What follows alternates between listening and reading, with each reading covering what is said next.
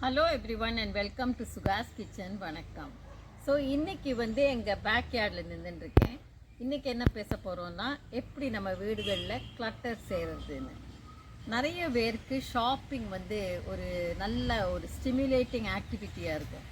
இது நல்லது தான். ஏன்னா ஒரு கடைக்கு போகிறது, அப்புறம் ட்ராலியை சுற்றி பார்க்குறது, எடுத்து போட்டுக்கிறது, சாமானத்தை லிஸ்ட்டு போட்டாலும் அதுக்கு மேலே எதையாவது எடுத்து போட்டு வாங்கிறது, அதுக்கப்புறம் மிச்சதெல்லாம் என்ன இருக்குதுன்னு பார்த்து அங்கேயே இருக்கிற ரெஸ்டாரண்ட்லேயும் சாப்பிட்டு பில்லிங் பண்ணிட்டு வெளியில் திருப்பி வீட்டுக்கு வந்துவிட்டு எல்லாத்தையும் அரேஞ்ச் பண்ணி வச்சு அதை அழகு பார்த்து அது ஒரு ஸ்டிமுலேட்டிங் ஆக்டிவிட்டி. நிறைய பேர் நல்லா என்ஜாய் பண்ணலாம்.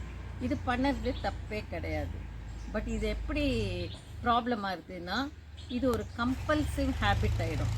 அதாவது இது பண்ணினா தான் எனக்கு ஹாப்பியாக இருக்க முடியுங்கிற மாதிரி. ஸோ இந்த ஹாப்பினஸ் ஒரு டெம்ப்ரரி ஆகிடும். ஷாப்பிங் போகிறது, வாங்கிறது, ஹாப்பியாக இருக்கிறது, அது கொஞ்ச நாளைக்கு. அதுக்கப்புறம் திருப்பி ஷாப்பிங் போகிறது, வாங்கிறது, திருப்பி அதை அழகு பார்க்குறது, திருப்பி கொஞ்ச நாளைக்கு, அப்புறம் திருப்பி அதே ரிப்பீட் பண்ணுறது. ஸோ இந்த மாதிரி ஒரு கம்பல்சிவ் ஹேபிட், இப்படி பண்ணினா தான் எனக்கு ஹாப்பியாக இருக்க முடியுங்கிறத தான் ரிப்பீட்டடாக பண்ணுறத நமக்கு வீட்லேயும் கிளட்டர் சேர்ந்து போகிறது. இதை எப்படி அவாய்ட் பண்ணுறதுன்னு பார்க்கலாம். இதை இந்த ஷாப்பிங் கம்பல்சிவ் ஹேபிட்டை கம்ப்ளீட்டாக அவாய்ட் பண்ணோங்கிற மாதிரி ஒரு ரூல் போட்டு யாருக்குமே அவாய்ட் பண்ண முடியாது. பட் சில அதர் ஆக்டிவிட்டீஸ் நம்ம வச்சுருந்தா இதுலேருந்து ஸ்லோவாக மெதுவாக நம்ம டீவியேட் பண்ணி வரலாம். மிச்சம் என்ன ஆக்டிவிட்டீஸ் வச்சுக்கிறதுனா, கனெக்ஷன் டு அவர் ஹோம். அதாவது நமக்கு நிறைய இந்த வீட்டு வேலைகள் எல்லாமே யாராவது நமக்கு ஹெல்ப்புக்கு வரவா பண்ணுவான்னு வச்சுக்காதிக்கு, நம்மளும் நம்ம வீட்டில் இருக்கிறவாலும் சர்டன் டொமெஸ்டிக் ஷோஸ், அதாவது சின்ன சின்ன வேலைகள் வீட்டில் நம்மளே பண்ணிட்டோன்னா அந்த ப்ராப்ளம் ஆஃப் கிளட்டர், எவ்வளோ சாமான் இருந்தால் மெயின்டைன் பண்ணுறது எத்தனை கஷ்டம், எவ்வளோ ஆங்ஸைட்டி, எவ்வளோ ஸ்ட்ரெஸ் வருது இந்த பொருள்னாலங்கிறது நமக்கு புரியும். அந்த டஸ்டிங், க்ளீனிங், அரேஞ்சிங், அப்புறம் அது சரியா இல்லைன்னா அந்த ஒரு ரிக்ரெட்டு, அதுக்கப்புறம் ஏன் இதை வாங்கினோம், இதை வாங்கியிருக்கண்டாமா இருந்தது, இன்னும் அடுத்த டிஸ்கவுண்ட்டு நன்னா இருக்குது, இந்த மாதிரி ஃபீலிங்ஸ் எல்லாம் புரியறதுக்கு நம்மளே கொஞ்சம் க்ளீனிங், நம்மளே சில வீட்டு வேலைகள் எல்லாம் எல்லாரையும் இன்வால்வ் பண்ணால் நமக்கு ஈஸியாக அது புரிய வரும்.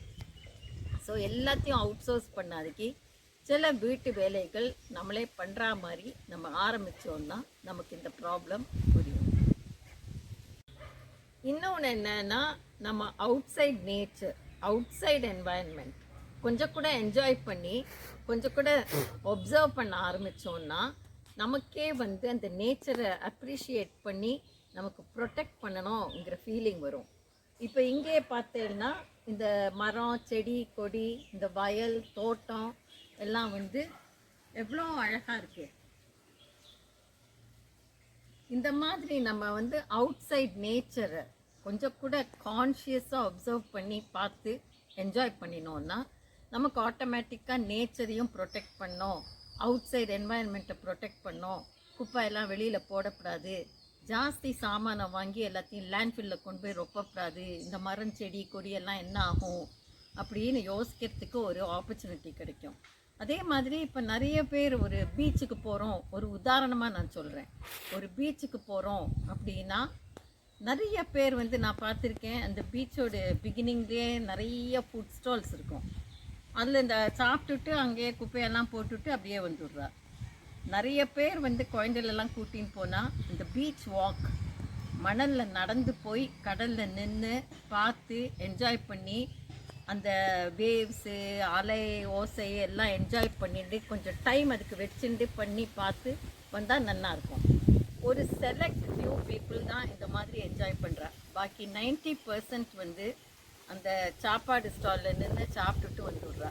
உள்ளே போய் கடலை பார்த்து கடலோட ஹொரைசன் இது வரைக்கும் போகிறது, இது எங்கே போய் முடியும், ஆச்சரியமான விஷயம் நிறைய இருக்குது நேச்சரில். அதெல்லாம் யாருமே அப்சர்வ் பண்ணுறதில்ல.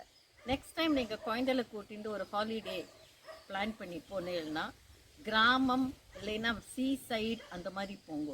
ஒரு commercial place, commercial destinations, exotic destinations அந்த மாதிரி வச்சுக்காதிக்கு காமன் பிளேஸாக பேசிக்காக என்ன இருக்கோ அதுக்கு கூட்டின்னு போனீங்கன்னா குழந்தைகளுக்கு வளர்கிற ஏஜ்லேருந்தே அந்த environment, and ecology and pollution இதெல்லாம் வந்து நேச்சுரலாகவே புரியறதுக்கு ஆப்பர்ச்சுனிட்டி கிடைக்கும். இது வந்து ஒரு நல்ல சான்ஸ் டு ஒப்சர்வ். நிறைய ஒர்க்கிங் கெரியர் பீப்புளுக்கு வந்து வெளியில் போய் அவளோட கார்ப்பரேட் வேர்ல்டு இல்லைன்னா மெடிக்கல் அவள் டாக்டர்ஸாக இருந்தாலும் லாயர்ஸாக இருந்தாலும் அவள் வேலையில் நிறைய காம்படிஷன், அப்புறம் வந்து climbing up the corporate ladder and achievements, targets, இதெல்லாம் வந்து நிறைய ஒரு ரேட் ரேஸ் மாதிரி ஆயாச்சு இப்போது. ஸோ காம்படிட்டிவாக இருந்தால் தான் நம்ம கெரியரில் வந்து முன்னுக்கு வர முடியுங்கிற மாதிரி ஒரு பொசிஷனும் இருக்குது. ஸோ அதுலேருந்து வீட்டுக்கு வந்தாலாவது வீடை சிம்பிளாக மினிமலாக வச்சுட்டு என்ன அவசியமோ அதை வச்சுட்டு இருந்தால் அட்லீஸ்ட் அவள் வர இடத்துக்கு வந்து ஒரு பீஸ்ஃபுல் என்வாயன்மெண்ட் க்ரியேட் பண்ணிக்கலாம். வீட்லேயும் வந்து வேண்டாத சாமானெல்லாம் வாங்கி வச்சுட்டு சொசைட்டியோட போட்டி போட்டுண்டு இன்ஃப்ளூயன்சர்ஸ் சொல்லதெல்லாம் கேட்டுண்டு இல்லைன்னா அட்வர்டைஸ்மெண்ட்ஸு நிறைய பொம்பாட் பண்ணுறா, இதை வாங்குங்கோ அதை வாங்குங்கோன்னா அதுக்கும் வந்து நம்ம விட்டு கொடுத்துட்டு போய் ரெண்டு இடத்துலையும் ஒரே காம்படிஷன் ஆச்சுன்னா மைண்டே கன்ஃபியூஸ்ட் ஆகிடும், ஹாப்பினஸ்ஸே இருக்காது. ஸோ என்னோடய ஒப்சர்வேஷன்ஸ் என்னன்னா, கெரியர் இதெல்லாம் வந்து முக்கியம். நம்ம நல்லா சம்பாதிக்கணும், இன்வெஸ்ட் பண்ணணும், எல்லாம் பண்ணணும்.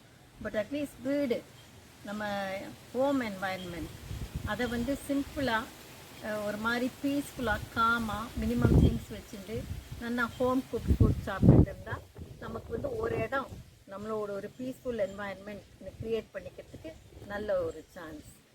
ஸோ இது ஏன் இந்த மாதிரி ஒரு ஷாப்பிங் கம்பல்சிவ் ஹேபிட் வருது அப்படின்னா, மெயின்லி போர்டம். நிறைய பேருக்கு போர் அடிச்சு போயிடுது. காத்தால எழுந்துக்கிட்டே போர்டு, அப்புறம் போர்டம்லேருந்து ஸ்ட்ரெஸ்ஸு, ஆங்ஸைட்டி, இதெல்லாம் வந்து முன்ன இருக்கலைன்னா முன்னையும் இருந்திருக்கும். பட் அவள் வேறு மாதிரி அதை சமாளிச்சுட்டு வந்தாள். இப்போ வந்து நமக்கு அவள் இருந்தால் மாதிரி இருக்க முடியாது, நாங்கள் இதெல்லாம் வாங்கி தான் ஆகணுங்கிற கம்பல்ஷன்னா இதை ஈஸியாக அவாய்ட் பண்ணலாம். ஸோ மினிமலிஸ்ட் லைஃப் ஸ்டைல் வந்து பீஸ்ஃபுல்லாக ஹாப்பியாக இருக்கும். Less stress, less anxiety, less maintenance, more time, more freedom, more socialising opportunities எல்லாமே க்ரியேட் பண்ணும். அண்ட் என்னோட ஒப்சர்வேஷன் என்னன்னா, home cook food as much as possible சாப்பிட்றது ரொம்ப நல்லது. இதுவும் வந்து one of the points to note. ஏன்னா நிறைய பேர் வந்து process foods, ultra process foods எல்லாம் வாங்கி சாப்பிட்றது வந்து குழந்தைகளுக்கு கொடுக்குறதெல்லாம் நல்லதே இல்லை. இப்போ எங்கள் கார்டனில் நான் நிற்கிறது இந்த கடாரங்கா மரம் பக்கத்தில். இதில் வந்து நிறைய முள் பார்த்தேன்னாலே தெரியும், எக்கச்சக்கமாக முள். பட் அதில் காய்க்கிற காய் வந்து எவ்வளோ ஒரு ஹெல்த்தி ஃப்ரூட். அந்த ஊறுகாய் போட்டு சாப்பிட்டா அவ்வளோ நல்லா இருக்குது. அண்ட் நிறைய நேச்சுரல் ப்ராப்பர்ட்டிஸ். கடாரங்காய் 4-5 இன்னும் இருக்குது, அதை எடுத்து போடணும் ஊறுகாய். ஸோ இதுக்கு நாங்கள் போடுற மேன்யூர் வந்து ஆர்டிஃபிஷியலாக ஒன்றுமே போடுறதில்ல. நாங்கள் கட் பண்ணுற காய், அதோட தோல், இதெல்லாத்தையும் வந்து இந்த அரிசி களைஞ்ச தண்ணியில் போட்டு அரைச்சி இதுக்கு ஊற்றுறோம். ஸோ இந்த மாதிரி நமக்கு கான்ஷியஸாக சில இதெல்லாம் பண்ணினா நம்ம home garden, home environment, even outside environment maintain பண்ணுறது நம்மளோட ஒரு பொறுப்பு. நம்ம எங்கேயோ என்வாயன்மெண்ட் எங்கேயோ அப்படி நினச்சிட்டோன்னா அது தப்பு. we are part of the environment, we are part of society. நம்மளோட கான்ட்ரிபியூஷன் டு த என்வாயன்மெண்ட் மினிமமாக இருந்தாலும் லெட் இட் பி தேர். நம்மளோட கான்ட்ரிபியூஷன் ஒரு பர்சன்டேஜ் இருந்தால் கூட போகிறோம், என்வாயன்மெண்ட்டுக்கு ஓரளவுக்கு உபயோகம் ஆகும். இந்த வீடியோ பிடிச்சிருந்தா ஷேர், லைக், சப்ஸ்கிரைப். தேங்க்யூ.